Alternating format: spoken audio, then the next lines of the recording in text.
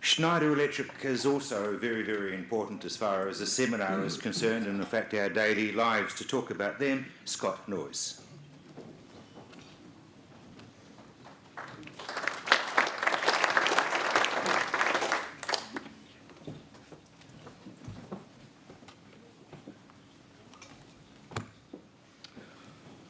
I'd like to start with posing a couple of questions for you.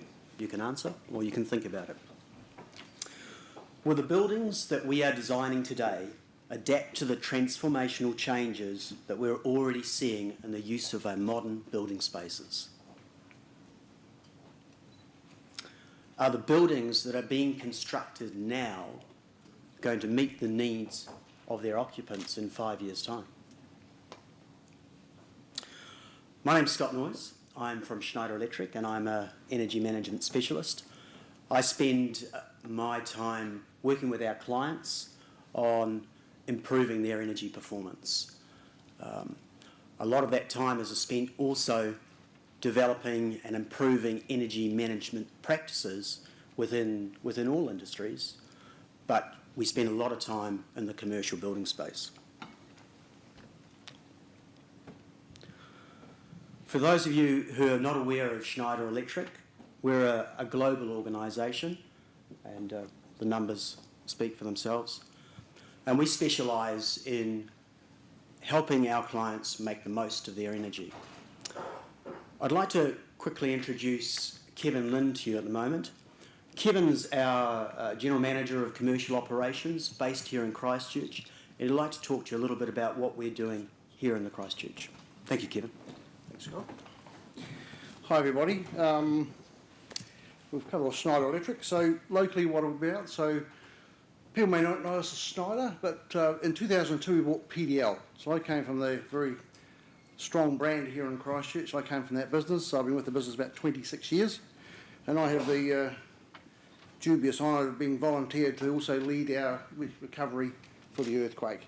So here in Christchurch we're doing a number of things. So in New Zealand we have about 350 staff, 200 odd plus which are here in Christchurch. We have a commercial, we have manufacturing, and we have our customer service centre all based in Christchurch. In our manufacturing facility, we still make our light switches and other bits and pieces of the 600 series, but we've just signed off on a $1 million+ investment in our manufacturing facility, with the outcomes of being modernisation, digitisation. Key one is energy efficiency, because we wish to get to ISO 50001. That's our big driver, and we'll be the first of our manufacturing organisations globally to have that accreditation. And also to make a quick manufacture, high value product here in New Zealand, not only for New Zealand but also for our factories overseas, and also be NABERS rated, which no one's spoken about yet, but Scott probably will, by 2015. So we're putting out a huge infrastructure to be able to demonstrate to you. You can come and visit us, the solutions, all the ideas, and live what we sell, I suppose.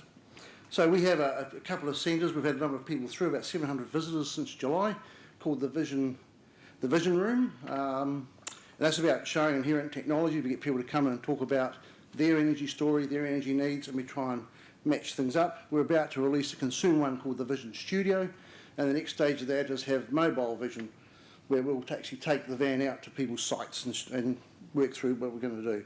So our whole site will become a reference, and that's the whole idea of the large investment. So Scott, why don't you carry on? Thank you for that. Great. Thanks, Kevin. In the commercial building space, we have a focus on interoperability. And this is really about ensuring you get the functionality and flexibility in a building environment, so you not only make it more energy efficient, but you make it productive, reliable, safe, and sustainable.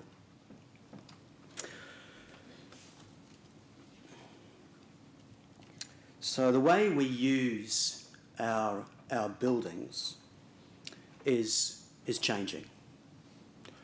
Now, one could argue there hasn't been a transformational change in the use of buildings since Otis put an elevator in a building in 1857. But actually, the environment is changing considerably. We're seeing a number of new trends that are impacting on the way we use building, how they're being valued. One area is energy performance rating systems, and these are being used and introduced around the world very successfully to improve energy performance and the valuations of buildings. Neighbours has been successful in Australia, and Neighbours NZ has obviously been introduced here in New Zealand as well. What we've seen in Australia is, over the last 14 years, a huge amount of data and information on the benefit that's come to the building stock over there through its use, and we're expecting to see the similar things here in New Zealand. Here's just an example of some data out of Australia on different states, but you can see the average improvement on energy cost per square metre, coming down from an average of $21 for a 0-star building to a 5-star building under $9 per square metre. And that's just the energy benefit.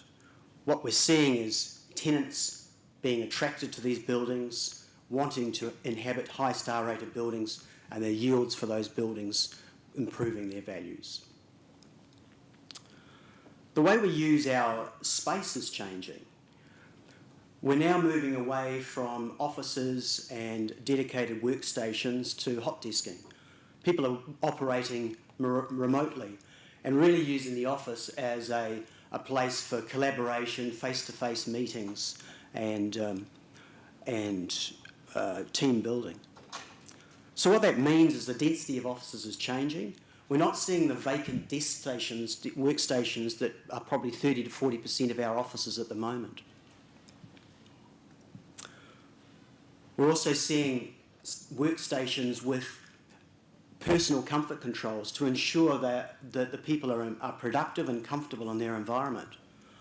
What this all means is the technology that's controlling these buildings needs to be highly sophisticated to be able to adapt to that very dynamic environment where people and density is changing all the time. We're also seeing that buildings are moving away from disparate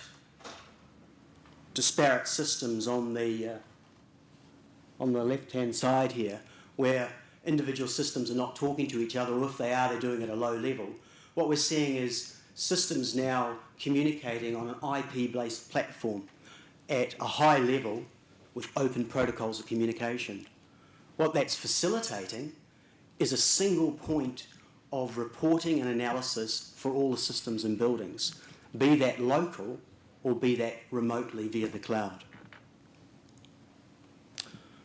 With all these new systems and interoperability, we're seeing massive amounts of data coming back from buildings, and managing that data is becoming a real challenge. But what all that data does provide is an opportunity for buildings to adapt to real-time scenarios. And we're actually seeing innovations like predictive maintenance being implemented, where suppliers are getting information on how systems are performing before they cause problems in buildings. We're also seeing some buildings now getting live weather forecast information and adapting the building systems for a weather change that's coming. Energy management is now becoming a sophisticated and elaborate process. It's not now a clipboard and a spreadsheet and a few meter reads. Huge amounts of information are now required to not only gather the energy information, but gather the variables that influence that information or influence the energy consumption. So what we're seeing the need for is very sophisticated graphical user interfaces that present that information to multiple stakeholders, not just a building manager. And that information needs to be presented in different ways for different people. And it needs to be presented not only within the building, but globally for that organisation.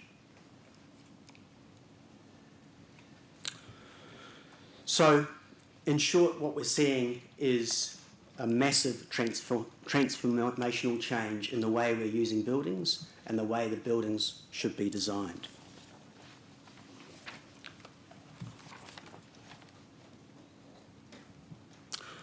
We're nearly out of time, so I'll shoot through those slides. And we're having a debate in the next breakout session around innovations in buildings and perhaps some of the barriers that there are to them. So please come and join us for that debate. Thank you.